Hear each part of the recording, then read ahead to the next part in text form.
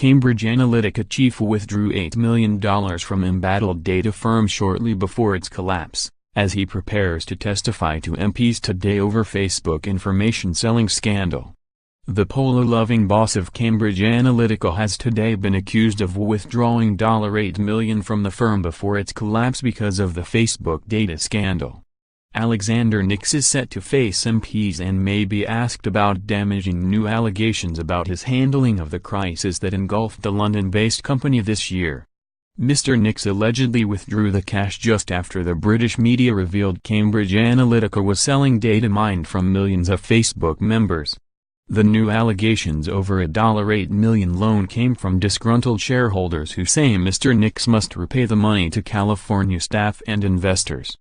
These critics, who have spoken to the Financial Times, say Mr. Nix and other bosses set up a new company called Embattled as part of a plan to rebrand California and its parent company SCL, whose reputations have been badly tarnished. Embattled raised $19 million from investors around the world, but the money ran out and insiders claim $8.2 million was sent to California in the form of a loan. Bankruptcy documents filed in New York seen by the newspaper show that the cash is classed a non-priority and may never have to be paid back. The FT has reported that Nix has indicated he will pay back some of the money, said to divert it for unpaid services, but he is facing pressure to return it all. He has not yet responded to the allegations. Mr. Nix faced a worldwide media storm in March after he was secretly filmed appearing to suggest the firm used beautiful Ukrainian sex workers to seduce politicians as part of its lucrative election work. He was also recorded boasting about the firm's work during the Donald Trump presidential campaign, saying, "We did all the research, all the data, all the analytics, all the targeting, we ran all the digital campaign, the television campaign, and our data informed all the strategy." Nix said its data on voters wins elections and his company made huge sums working with politicians around the globe.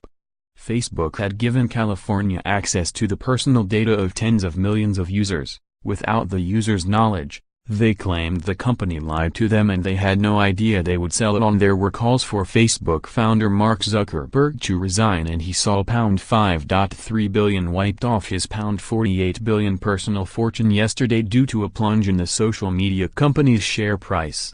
Since then, Zuckerberg has been forced to apologize and try to rebuild trust with users about the safety of their data. Alexander Nix is at Parliament today and has been recalled to give evidence to an inquiry into fake news. The businessman first appeared before the Digital, Culture, Media and Sport (DCMS) committee in February. Weeks later, California was suspended by Facebook amid allegations it amassed data on millions of voters from their profiles and misused it. Among the allegations were claims the information was used to target voters during Donald Trump's 2016 presidential election campaign, while a whistleblower has claimed the firm had links to pro-Brexit campaigners. On Monday, the head of Britain's data watchdog said she was deeply concerned about the impact on democracy of the misuse of social media users' personal information. The committee first recalled Mr. Nix to appear before them on April 18 to clarify his original evidence. After agreeing to attend, he then declined, but he was issued with a formal summons by MPs. The scandal that erupted around California's alleged misuse of Facebook data saw the social media giant's chief executive, Mark Zuckerberg, issue a series of public apologies. The billionaire went before the U.S. Congress and has been asked to appear before the DCMS committee. Chairman Damian Collins wrote to Facebook on May 1 after Mike Schroepfer, the network's chief technology officer, spoke to the committee. Mr. Collins said his evidence lacked many of the important details we need and restated Mr. Zuckerberg's invitation.